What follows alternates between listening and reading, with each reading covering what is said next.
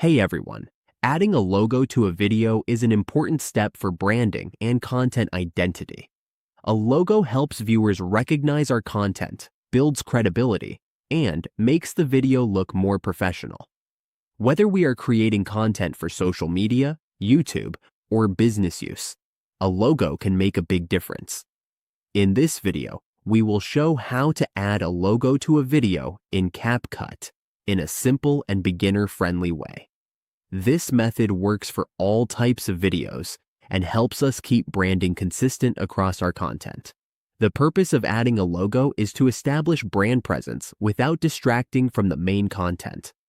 A well-placed logo subtly reminds viewers who created the video while keeping the focus on the message.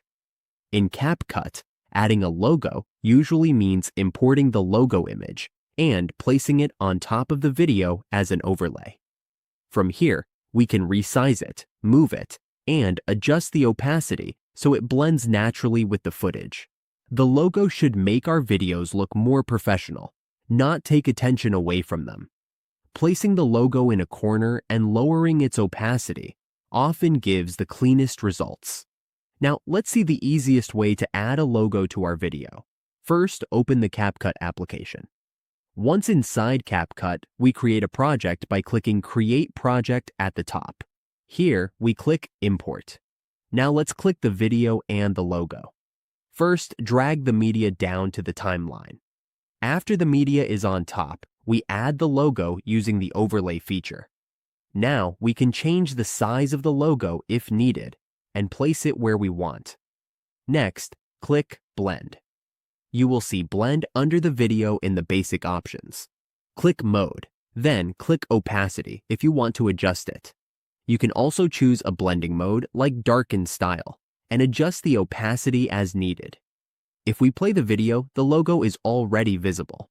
If we want the logo to stay until the end of the video, we can stretch the logo clip to match the length of the video.